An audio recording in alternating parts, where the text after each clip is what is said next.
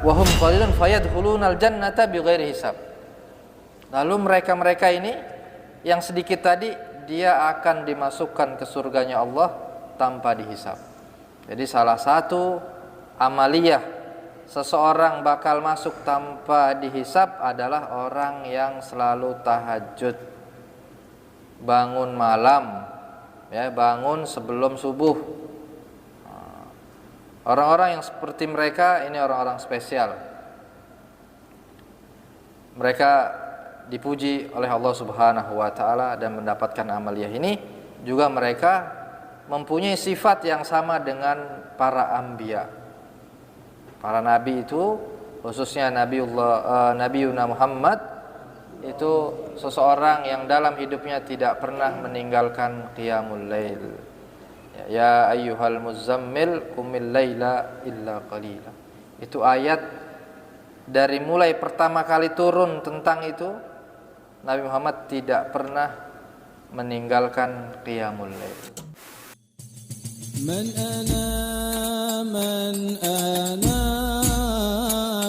ana laulakum kaifama hubbukum kaifama ahwakum man ana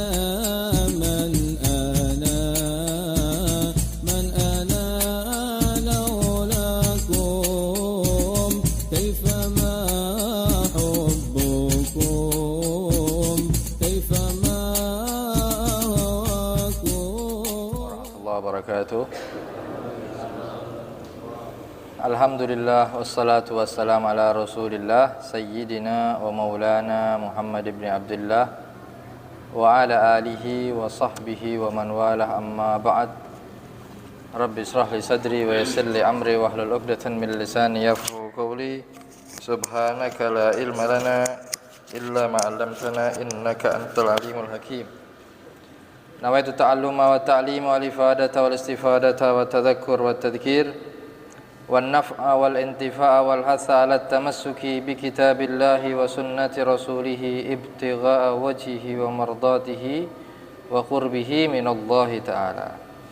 Alhamdulillah, Allah Subhanahu wa taala masih memberikan nikmatnya kepada kita sehingga kita bisa bersama-sama menunaikan salat maghrib berjamaah, berzikir dan belajar daripada ilmu agama yang insyaallah ini adalah hal yang diridhoi oleh Allah Subhanahu wa taala.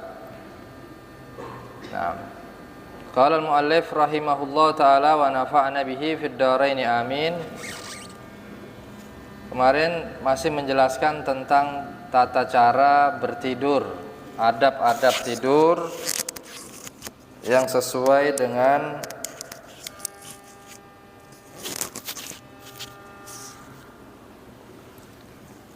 adab-adab tidur sesuai dengan adab-adab Rasulullah sallallahu alaihi wasallam, kebiasaan Rasulullah sallallahu alaihi wasallam.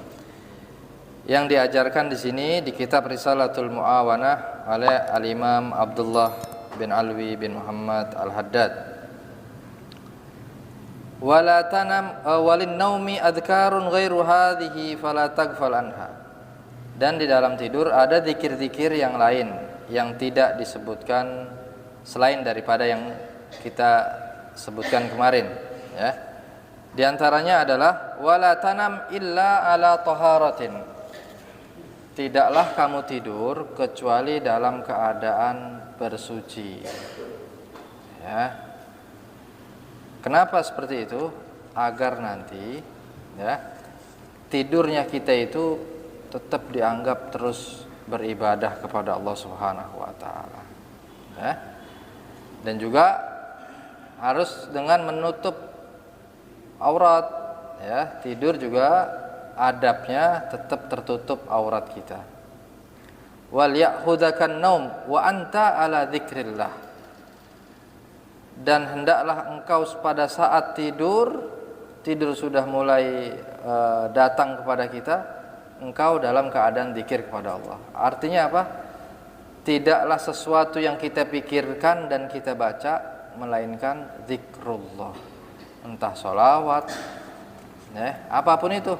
Ini doanya udah semua nih yang diajarkan sama Nabi. Baca bismillah udah 21 kali, kemudian baca bismika Allahumma ahya wa bismika amut sudah, kemudian baca bismika rabbi wada'tu jambi wa bismika arfa'hu faghfirli, ya, itu sudah. Subhanallah 33 udah, alhamdulillah 33 udah, Allahu akbar 34 sudah, ya.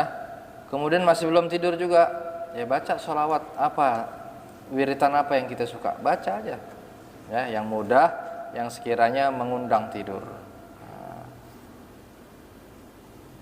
Fungsinya apa? Hikmahnya agar tidur, permulaan awal kita tidur itu ala dzikrillah, bukan kita tidur lagi nonton apa gitu yang tidak diridhoi Allah, ketiduran, ya, atau dia yang terakhir dilihat sebelum tidur itu sesuatu hal yang mengundang murkanya Allah Ta'ala. Atau belanja, ya, kadang-kadang kan suka iseng sebelum tidur, ya, lihat toko online, cari barang yang murah, padahal udah ada semua kebutuhan, dia besok juga bisa beraktivitas tanpa dia harus belanja. Nah, cuma kadang-kadang kita dilalaikan hal-hal yang seperti itu, hingga akhirnya saat mau tidur pun kita masih mikirin sesuatu dunia. Wala tata'awwadin naum 'alal firashil wati'ah fayad'u kadzalika ila kasratin naum wa tarkil qiyam bil lail. Dan janganlah kamu terbiasa tidur dengan kasur yang tebal, kasur yang empuk, ya. Kenapa? Nanti dengan sebab itu dia kasur yang empuk tadi akan mengajakmu kepada tidur yang berlebihan dan akan meninggalkan qiyamul lail. Nah, sekarang bukan cuma kasurnya doang yang tebel, ya. AC, bantalnya empuk, wah lengkap. Pokoknya fasilitas tidur kita harus rapih gitu, harus enak. Nah, ya sudah. Kita melengkapinya dengan nyaman, dengan nikmat, akhirnya menyebabkan apa? Tidurnya tadi sampai bablas qiyamul lail, ya. Ya masih nggak apa-apalah bablas qiyamul lail, ya. Ini bablas sampai subuh, masuk waktu duha, ya. Akhirnya duhanya pakai kunut subuh, ya. Apa sholat subuhnya di waktu duha, ya, sholat duha dengan kunut subuh, ya. Kalau sekiranya kita memastikan pakai kasur yang bagus, ya nggak masalah, itu bukan larangan, ya nggak masalah. Yang penting tidak menjadikan kita meninggalkan kewajiban yang Allah perintahkan atau keutamaan-keutamaan seperti sholat sunnah, qiyamul lail ini. Nah, itu nggak masalah, ya. Kita memperbagus ruang kamar kita, tempat tidur kita, itu enggak masalah. Yang menjadi masalah itu bila mana, nah di sini yad'uka ila kasratin naum wa tarkil qiyamul lail, menyebabkan makin banyak tidur dan meninggalkan qiyamul lail. Cuma yang jadi masalah, dia mau tidur di mana aja tetap tidurnya makin lama. Mau di karpet, di mana aja dia tidur. Wah, ini berarti yang kayak begini yang bahaya, berarti nggak bisa dikasih AC sama kasur yang empuk, berarti, ya. Akhirnya apa? Faya'dhum huznak wa tahassurak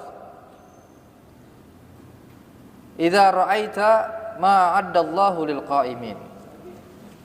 Ya. Nanti akan menyebabkan apa? Akan besar kesedihanmu dan kerugianmu. Kerugianmu semakin besar, kesedihanmu semakin besar jika kamu mengetahui bagaimana janjinya Allah terhadap orang-orang yang bangun qiyamul lail. Ya. Apa janjinya Allah? Waqad qala alaihi salatu wassalam, yuhsyarun nas fi sa'idin wahidin. Nanti yaumul qiyamah seseorang itu bakal dikumpulkan di satu lembah, di satu tempat. Kemudian fayunadi munadin, tiba-tiba ada seseorang yang memanggil, Ainal ladzina kanat tatajafa junubuhum anil madaji'i. Mana orang-orang yang menjauhkan pinggangnya dari tempat tidur. Fayaqumun, akhirnya berdirilah orang-orang tadi yang ahlul qiyamul lail nih, yang selalu menjauhkan punggungnya daripada tempat tidur.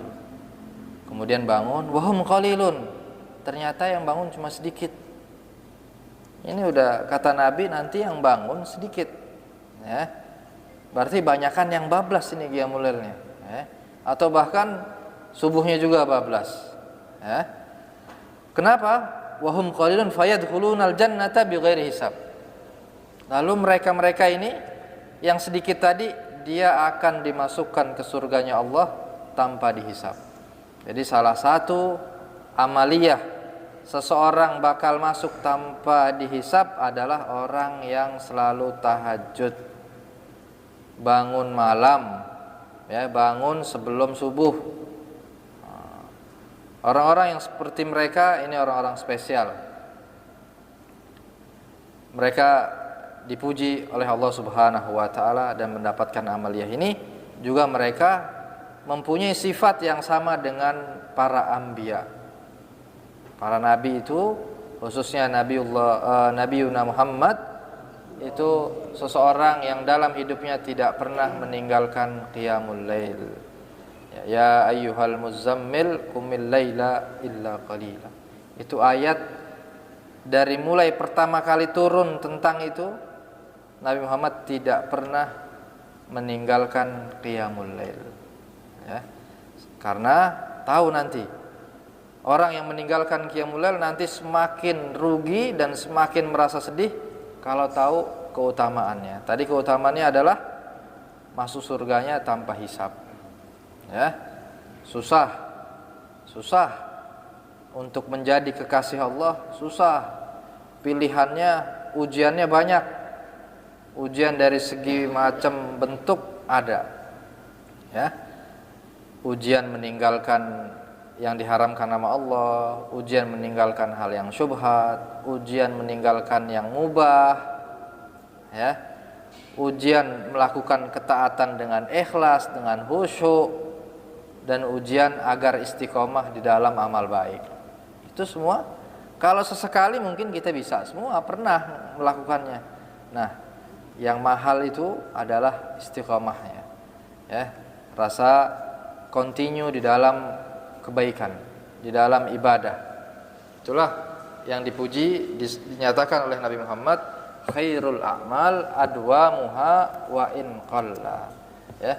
Sebaik-baik amal adalah yang continue walaupun sedikit, ya.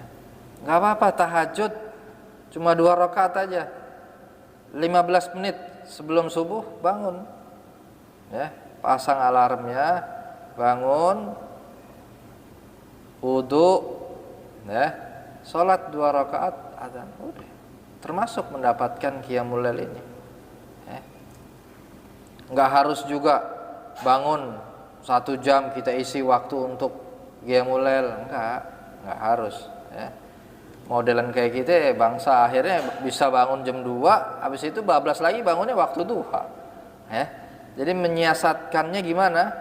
Paling enggak rubu' sa'ah, 1/4 jam sebelum waktul fajar kita sudah bangun. Sekiranya kita cukup untuk siap-siap toharoh, bisa sholat 2 rakaat witir, sama witir cukup, 2 rakaat tahajud, 3 rakaat witir.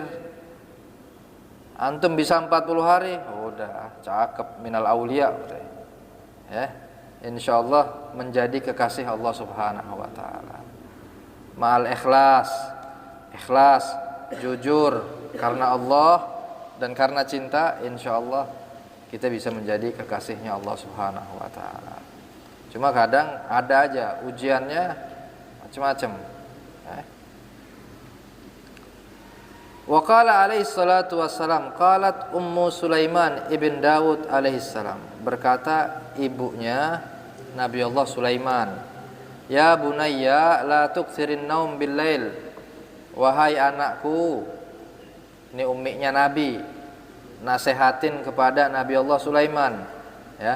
Jangan kamu memperbanyak tidur di malam hari. Fa inna man yuksirun naum bil lail ya'ti faqiran yaumal qiyamah. Karena sungguhnya orang yang banyak tidur di malam hari, nanti dia datang di hari kiamat dalam keadaan fakir, enggak punya apa-apa, enggak punya amal, tidak punya amal soleh. Nah, kenapa? Karena amaliyah di waktu qiyamul lail itu beda dengan ibadah yang dilakukan di waktu siang. Ya, kata ulama itu diangkatnya para wali itu di malam hari. Jadi orang-orang yang diangkat kewalian oleh Allah Subhanahu wa taala itu semua di waktu malam dan di qiyamul lail, ya, di waktu malam walaupun dia sedang tidak qiyamul lail. Yang penting dia bisa hadir di malam hari tersebut. Seperti cerita salah satu tabi'in, ya, Fudail bin Iyad atau Ibrahim bin Adham itu. Yang beliau niat merampok, kemudian yang dirampok tadi lagi baca Quran, ngedenger salah satu yang dibaca tadi ayatnya yang menjadikan dia akhirnya takut, akhirnya dia tobat, subhanallah, langsung dia menjadi aulia. Awalnya dia mau ngerampok, nggak jadi, yang dirampok wali ini, subhanallah, wali terus memberikan manfaat kepada si maling tadi nih. Malingnya kalau nggak Fudail bin Iyad atau Ibrahim bin Adham, ya. Hingga akhirnya beliau menjadi orang soleh dan menjadi aulia juga, ya. Jadi ada manfaatnya berarti, ya. Kedekatan kepada aulia, kedekatan kepada orang baik itu akan memberi energi yang baik juga. Walaupun tadi nggak sengaja itu maling, ngerampok rumahnya wali, dapat keberkahannya. Kena ayatnya tadi, kena di pikiran dia, di hati dia, tobat langsung. Itu amaliyah di malam hari. Memang tidak sama seperti di siang, ya. Kalau malam itu nggak ada manusia yang tahu antara kita dan Allah Ta'ala. Makanya banyak para kekasih Allah itu, ya, mereka pasti tidak pernah meninggalkan qiyamul lail dan membaca Al-Quran di waktu qoblal fajar. Itu amaliyah para aulia, ya. Banyak kita menyaksikan guru-guru kita itu, ya, mereka tidak pernah meninggalkan qiyamul lail dan membaca Quran di saat qiyamul lail tadi. Nah, karena kalau di selain malam, ya, banyak ujiannya, rawan ria, tidak ikhlas, ya, dan segala macam. Kalau di siang hari, tapi kalau malam siapa yang muji? Nggak ada yang muji kita kecuali antum selfie langsung bikin status. Nah, kalau mau udah sengaja di waktu malam ibadah ngumpet sama dia malah dipamerin lagi, ya. Masya Allah, ya. Jadi karena nggak ada yang tahu, itulah Allah Subhanahu Wa Taala memberikan pahala yang lebih kepada hamba tadi. Ya. Kan sebenarnya kalau baca Quran kan nggak malam aja, besok aja. Sholat sunnah kan nggak hanya malam aja. Anak nggak kuat kalau yang tahajud, besok aja. Nah, tapi dia masih bisa bangun. Oh, ini orang spesial berarti. Dia bisa mengorbankan waktu kenikmatan tidur dia di saat itu. Wa qala al-Imam al-Ghazali rahimahullah, Imam Ghazali berkata, "I'lam anna al-lail wan nahar arba'un wa 'ishruna sa'ah." Ketahuilah bahwasannya sehari semalam itu waktunya 24 jam. Fala yakun naumuka fiha aktsar min 8 sa'at. Maka janganlah tidurmu di dalam satu hari itu, di dalam 24 jam lebih daripada 8 jam. Kenapa? Fayakfika in ishta sittina sana, maka cukuplah bagimu jika kamu hidup sampai umur 60 tahun, antudayyi minha 20 sanatan wa hiya thulus. Cukuplah waktu untukmu menyia-nyiakan waktumu selama 20 tahun, yaitu sepertiga itu hanya untuk tidur doang. Jadi kalau orang umurnya 60 tahun ya, tidurnya sehari 10 jam, 9 jam ya, itu sama aja berarti waktu tidur ya seumur hidupnya sepertiga umurnya, 20 tahun buat tidur doang. Kan sayang kalau dia nggak mengisi dengan hal yang baik, mengajar, baca Quran, sholat, dan yang lain-lainnya ya. Wa mata ta'azzar 'alaika fi ba'dil mawadi' al-jam'u baina at-tayammun wal istiqbal fanim 'ala yaminika wajtahid an la tastadbiril qiblah. Ini yang kemarin sudah kita jelaskan. Apabila kamu tidak mampu untuk mengumpulkan adab dengan cara tidur yang menghadap kiblat ke sono, kepala dan ininya juga di sebelah kanan. Kalau seperti itu kamu tidak mampu, karena umpamanya ada sakit lah kalau dia harus ngadep ke sana, atau ranjangnya sudah tidak menghadap ke sana ya, maka gimana? Tidurlah tetap, yang penting ya yang sebelah sini kita ini, pak pinggang nih, ini yang menghadap kanan ya. Dan minimal apa? Wajtahid, dan berusahalah engkau tidak membelakangi kiblat. Itu aja udah ya. Yang penting ininya dia tidur begini ngadep ke kanan, terserah sana kan kanan bisa, atau nggak di sini dia ngadep kanan sininya, yang penting sebelah kanan, asal jangan dia membelakangi kiblat, menendang kiblat. Nah kalau gitu nggak boleh ya. Begitu terus, walaupun ngadep ke kanan, jangan, mendingan kita rubah aja posisinya. Wa in qasadta bittijaika al-istirahah dunan naum fala ba'sa an tattaji al-aisar. Tapi kalau kamu niatnya telentang kayak tadi tuh, niatnya cuma buat istirahat doang, mau selonjoran ya, bukan tidur, maka enggak apa-apa, enggak masalah walaupun belakangi kiblat ya, menendang kiblat enggak masalah. Yang penting bukan tidur. Kalau tidur usahakan jangan sampai ya kaki kita menendang arah kiblat. Masih banyak arah lainnya, masih banyak. Wa fin naumi waqtal qailulah ma'unatun ala qiyamil lail fa'alaika bihi. Nah, ini Imam Haddad mengajarkan kepada kita resep cara bangun qiyamul lail, bangun malam. Resepnya adalah tidur di waktu qailulah. Waktu qailulah itu khilaf ulama. Ada yang bilang qabla zawal, ada yang bilang ba'da zawal. Ada yang bilang sebelum duhur, ada yang bilang setelah duhur. Yang penting adalah ada tidur siang. Ada tidur siang ya. Itu bisa membantu untuk bisa bangun malam. Ya. Dulu kita masih lagi di pondok, masih diatur ya. Mungkin ibadahnya belum ikhlas sama Allah karena ada peraturan. Dulu ada wajib tidur. Jam 2 selesai makan, jam 1, jam 2 itu tidur. Tidur, asar bangun ya. Tidur, wajib tidur lagi. Dulu di pesantren jam 10 wajib tidur, jam 3, pokoknya 1 jam sebelum azan fajar itu kita sabet-sabetin suruh bangun qiyamul lail, walaupun kenyataannya kan suruh bangun doang ya. Kenyataannya bangun, masuk masjid, sholat 2 rakaat, tidur lagi, cuma pindah doang gitu, tapi duduk ya. Nah, yang baca wirid siapa? Biasa, korbannya satu, yang megang mic aja. Nah, itu memang bisa membantu.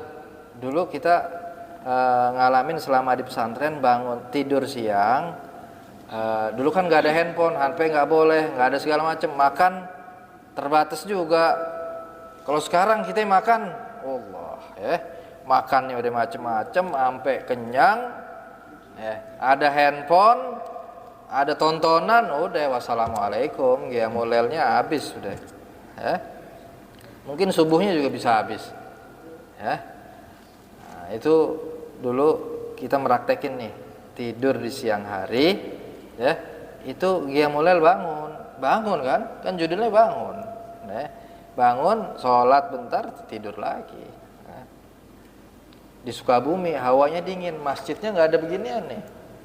Masjidnya itu kayak di saung, ya, kayak gazebo begitu. Ya. Jadi dingin makin dingin. Ya.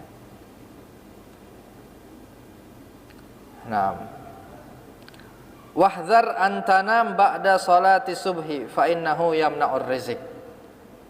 Nah, ini waspada, kata Imam Haddad, ada tidur yang tidak dianjurkan. Walaupun ini tidak haram, tapi tidak dianjurkan oleh agama. Ya, hati-hatilah kamu tidur ba'da sholatis subhi, tidur setelah subuh. Ya, fa innahu yamna'ur rizq, karena akan mencegah dapat rizki, menghalangi rizki. Kalau kata orang kita dulu, ntar rezekinya dipatok ayam, ya. Kalau orang Betawi dulu bilang, jangan tidur pagi, ntar rezekinya dipatok ayam. Ya, ini kan kalam hikmah juga. Artinya memang dari dulu para ulama tidak membiasakan tidur ba'dal fajar. Ya. Sampai kapan? Nah, ini ada batasannya. Diperbolehkannya itu setelah isyraq baru boleh. Ya. Ba'dal isyraq, ya tinggal dilihat waktu subuh sekarang jam 4, ya, jam 4 lewat, ya, biasanya 1 jam, ya, 1 jam setelahnya sudah syuruk, udah rada terang, itu udah terang, ya. Kalau kita ngeliat di pantai mungkin udah terang. Nah, kata ulama boleh kalau setelah isyraq, ya, jadi dijaga itu. Ya, kalau emang udah nggak kuat banget, tahan sampai isyraq. Khususnya bulan puasa nih, bulan puasaan kita bangun sahur susah, kepengen cepet-cepet subuh, tidur lagi, ya. Fadilahnya besar, fadilahnya menghidupkan waktu subuh sampai isyraq besar. Kata Nabi itu, barang siapa yang sholat subuh berjamaah kemudian tidak merubah posisinya kecuali untuk zikir kepada Allah sampai terbit matahari, maka bagi dia haji sempurna, haji sempurna, haji sempurna. Sampai 3 kali Nabi bilang. Pahalanya seperti orang yang haji mabrur, haji pakai duit yang halal dan diterima sama Allah. Besar, keutamaannya besar, ya. Berat dong, dapat pahalanya gede, berarti ibadahnya berat, ya. Bagi yang belum terbiasa. Yang udah terbiasa aja kadang masih berat, ya. Apalagi yang belum terbiasa. Ini tantangan, ya. Tapi kan pahalanya tadi besar, ya. Haji sempurna, nggak perlu nunggu sampai 20 tahun, ya. Dapat pahalanya seperti haji. Kemudian ada keutamaan lain. Kata Nabi, Allahumma barik li ummati fi bukuriha. Ya Allah, berkahilah umatku di waktu pagi harinya. Yang memulai, kata ulama, yang memulai pagi harinya dengan zikir kepada Allah, dengan sholat, ya, sholat berjamaah, wirid, dan yang itu termasuk orang-orang yang mendapatkan keberkahan. Yang kerja, ya, yang kerja usahakan waktu dia mau tidur dia harus niat tadi tuh. Niatnya mau ngidupin subuh dulu, jangan niatnya biar nggak absen, biar nggak kesiangan. Jangan terlalu rendah kalau kita bangun subuh biar nggak kesiangan ini ntar kerjanya. Ya. Kita niatinnya karena Allah Ta'ala mau menghidupkan sholat berjamaah kalau di masjid. Pokoknya mau menjadi hamba Allah yang baik, bangun sholat subuh, niat terus, kasih niat yang banyak, kasih gabungkan niat-niat baik yang banyak. Mau menjadi umat Islam yang taat, mau mensyiarkan orang-orang yang bangun di waktu subuh, mau mendapatkan keberkahannya Nabi, karena Nabi ngedoain buat orang-orang yang memulai paginya dengan kebaikan tadi. Ya, baru deh dia kerja, mandi, rapi, sarapan. Ya, jadi itu bonusnya. Yang penting niat utamanya tadi kita untuk Allah Subhanahu Wa Taala. Ya. Nanti yang lainnya nempel semua. Au ba'da salatil asr, dan juga kita dilarang tidur setelah asar, fa innahu yurithul junun, karena akan menyebabkan gila. Kata ulama itu bisa menyebabkan gila. Artinya gila seperti apa? Wallahu a'lam, gila yang seperti hakikatnya dia tidak mempunyai akal, akalnya tadi jadi orang yang enggak normal atau gimana. Yang pasti ya, karena ini bukan hadis. Ada hadisnya pun itu hadisnya dhaif, dan kata ulama itu maudhu. Bahkan ada yang bilang mengatakan maudhu. Ada hadis yang mengatakan begini, barang siapa yang tidur ba'dal salatil asar, ikhtalasa aqluh, katanya. Akalnya dicabut. Nah, akalnya hilang, berarti dia gila kan? Nah, dari mana perkataan ini? Ya, makanya di sini Imam Haddad enggak mengatakan hadis. Dan waspadalah kamu tidur ba'da salatis subuh, tidur habis sholat asar.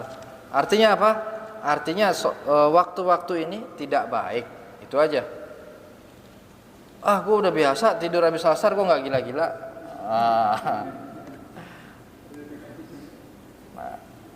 Gue udah biasa tidur pagi, rezeki gue makin nambah.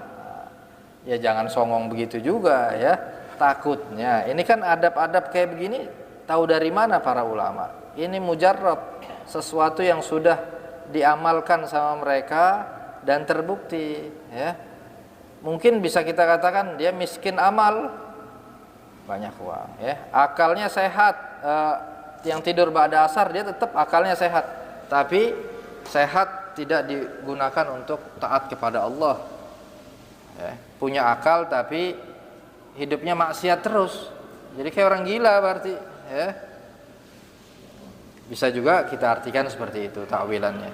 Au qabla salatil isya fa innahu yurithul araq, atau tidur sebelum salat isya ya, itu menyebabkan susah tidur, tidak bisa tidur di malam harinya. Wa idza ra'aita, nah kemudian di sini Imam Haddad mengajarkan lagi, kita lagi tidur kadang-kadang suka mimpi. Ya, ini adab mimpi, adab saat kita tidur terus mimpi. Wa idza ra'aita fi manamika ma yasurruka minar ru'ya. Jika kamu tidur kemudian kamu melihat sesuatu di dalam tidurmu, mimpi yang menjadikan kamu bahagia dengan mimpi tadi. Dia udah kehilangan orang tuanya, kehilangan gurunya, tiba-tiba dia ngimpi gurunya, ngimpi orang tuanya, pasti senang. Ya, maka fahmadillah. Ya, bersyukurlah kepada Allah. Wa awilhu bi khairi munasibin yakunu kadzalik, dan takwilkanlah mimpi-mimpi tadi dengan yang baik, yang sesuai dengan keadaanmu. Itu adabnya. Jadi kalau kita ngimpi baik, ngimpi senang, girang, takwilin aja yang baik. Tadi anak ngimpi hujan, masya Allah enak, kayak lagi di puncak. Oh mudah-mudahan mau dapat rezeki, nggak apa-apa. Kita takwilkan dengan hal-hal yang baik. Ya. Wa idza ra'aita ma yasu'uka, tapi kebalikannya, jika kamu mimpi buruk dalam tidur, maka fata'awwad billah minasyarr, maka berlindunglah kepada Allah, langsung ucapkan a'udzubillahi minasyaitonir rajim. Terus watful an yasarika, meludah ke kiri. Ngeludah ini aja, nggak harus keluar ya, gitu-gitu aja ya. Sebelah kiri 3 kali. Wa tahawwal ila janbikal akhar. Terus apa? Pindah tempat tidur, pindah posisi ya, tukeran kayak atau dia pindah. Nah, itu adabnya kalau mimpi buruk. Wala tuhaddits biha ahadan fa innaha la tadurruk. Dan yang terakhir, jangan kamu ceritakan mimpi burukmu tadi kepada salah seorang pun. Ya. Karena sesungguhnya mimpi buruk tadi yang nggak bakal membahayakanmu, kan cuma mimpi gitu loh. Tapi ini ada bahayanya. Kata beliau, wa idza qassa 'alaika ahadun ru'ya. Dan kalau seandainya kamu menceritakan mimpimu tadi kepada salah seseorang, maka fala tu'awwiluha lahu hatta yas'al min kadzalik au tasta'dzinuhu fihi. Maka janganlah sembarang mentakwilkan mimpi tadi sampai kamu bertanya dulu. Oh, apa? Mimpi apa kamu? Begini. Mau nggak? Tahu nggak? Mau nggak takwilannya seperti apa? Mau tahu nggak takwilannya seperti apa? Ya udah mau. Nah, baru kalau diizinkan baru dia ceritakan. Tapi kalau tidak diizinkan nggak boleh menakwilkan, ya apalagi mimpi buruk tadi. Karena ini pernah terjadi. Ya, dulu ada masyayikh dari Mekah datang ke pondok kita. Kebetulan bacanya itu Ibanatul Ahkam, bab tentang bab tidur. Adab-adab tidur, harus doa. Kenapa harus doa? Karena takutnya nanti mimpi buruk. Yang mimpi buruk tadi kadang-kadang orang suka kebawa ke alam nyatanya. Padahal kan itu cuma mimpi. Ya. Ada seseorang mimpi buruk.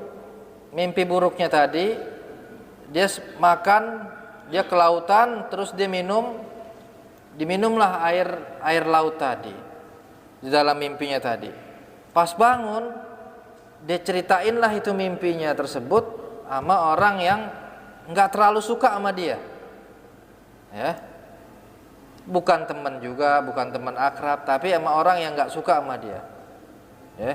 Dia cerita, gue semalam begini. Akhirnya kata orang tadi, ini langsung sembarangan, wah parah, itu lo berarti nggak lama lagi lo bakal mati. Gimana nggak mati? Air laut lo minum asin, ya. Akhirnya subhanallah, ya, itu orang tadi nggak lama meninggal. Gara-gara apa? Nah, salah menafsirkan mimpi tadi kepada orang yang bukan ahlinya, kepada musuhnya. Ya udah. Ya. Walaupun ya ini semua tapi atas izin Allah Subhanahu Wa Taala. Ini hanya tanda-tanda adab-adab. Ya makanya di dalam Islam itu banyak doa kamar mandi ada doa. Mau tidur doa, makan tidur, mau makan doa. Nyambungnya kemana ini? Ya tadi, kadang-kadang kan kita nggak tahu makhluk yang kita lihat ini nggak seberapa, masih banyak makhluk yang tidak terlihat. Disitulah pentingnya doa, aurat, zikir, adab-adab, ya, yang semua itu atas izin Allah Subhanahu Wa Taala. Bila mana ada yang diganggu dengan makhluk gaib atau seperti apa yang menjadikan orang tadi was-was gara-gara mimpi buruk terus hidupnya was-was, ya, ketakutan seperti ketakutan, ya Allah kasih sebab seperti itu, tiba-tiba nanti dia linglung ke jalanan ditabrak wafat, ya. Nah. Intinya apa? Kalau mimpi baik, alhamdulillah, nggak apa-apa kita ceritain sama orang-orang kalau mimpi baik, ya. Tapi perhatikan juga orangnya siapa. Sekiranya orangnya tadi yang harus, yang berakal, yang hakim, yang bijak, yang memahami kita. Begitu juga kalau kita mimpi buruk tersebut, jangan mudah menceritakan kepada orang lain. Atau kalau kita bukan ahli mentawil mimpi, udah insya Allah nggak apa-apa, berlindung sama Allah. Insya Allah mimpi tadi nggak bakal menjadi sebab keburukanmu seperti buruknya kamu dalam mimpi tadi. Insya Allah ini menjadi kebaikan. Begitu aja. Wa idza akalta au syaribta fabda bismillah wahtim bilhamdulillah. Sudah selesai. Ini bab cara makan dan cara minum, ya. Intinya di dalam tidur tersebut, ya, memang ada adab-adab, doa-doa yang harus kita lakukan. Itu semua agar kita walaupun tidur tetap dianggap sedang beribadah kepada Allah kalau mengikuti adab-adabnya tadi, ya. mengikuti adab-adabnya. Di antaranya mungkin banyak, saat ini kan lagi musim panas, kadang-kadang orang tidur nggak menutup auratnya dengan sempurna, mentang-mentang di rumah. Tidak haram, tapi tidak adab kalau nggak ada orang lain yang melihat. Tapi kalau ada orang lain melihat, ya haram, karena membuka auratnya kepada yang bukan mahramnya, ya. Makanya wanita-wanita di Gaza itu, di Palestina, mereka sebelum tidur, mereka itu tidurnya tetap dalam keadaan, sebagian ya, yang kita baca, lihat artikel-artikel, dalam keadaan tertutup auratnya, tetap pakai kerudung, karena takut bakal jadi, tahu-tahu dia mati, kena inceran bom. Nah, akhirnya dia tetap menggunakan tertutup auratnya tadi. Itu saking, berarti kan di situ ada niat pahala. Ya, mau hidup, esok masih hidup atau mati, tetap dia seperti dia melakukan ibadah gitu, padahal kan tidur. Nah, itulah enaknya kita mengaji, membaca adab-adab dari yang Rasulullah Shallallahu Alaihi Wasallam sampaikan, sehingga walaupun aktivitas tadi bentuknya bukan ibadah, tapi kita bisa mendapatkan pahala dari situ. Dari makan kita, tidur kita, cara tidur, cara bangun tidur, semua sudah diajarkan oleh Nabi Muhammad Sallallahu Alaihi Wasallam. Wallahu a'lam bishawab. Kita bacakan Fatihah kepada guru kita, ya, Habib Muhammad, orang-orang tua kita, orang-orang yang kita cintai yang sedang sakit. Semoga Allah Subhanahu wa taala berikan kesembuhan, berikan afiat, berikan aktivitas yang normal lagi, sehingga masih bisa membimbing kita, mengajarkan kepada kita, dan juga kita membaca Fatihah kepada syuhada, saudara-saudara kita yang di Palestina. Semoga Allah berikan kepada mereka kesabaran, kekuatan, dan kemenangan, dan juga Allah hancurkan musuh-musuh Islam, Allah hancurkan Yahudi, Allah hancurkan Israel sehancur-hancurnya dengan caranya Allah. Ketahuilah, yakinlah, ala inna nasrallahi qarib, ya. Rabbana atina fid dunya hasanah wa fil akhirati hasanatan wa qina adzabannar. Wa sallallahu ala sayyidina wa maulana Muhammadin wa ala alihi wa sahbihi wa sallam. Walhamdulillahi rabbil alamin. Wassalamualaikum warahmatullahi wabarakatuh.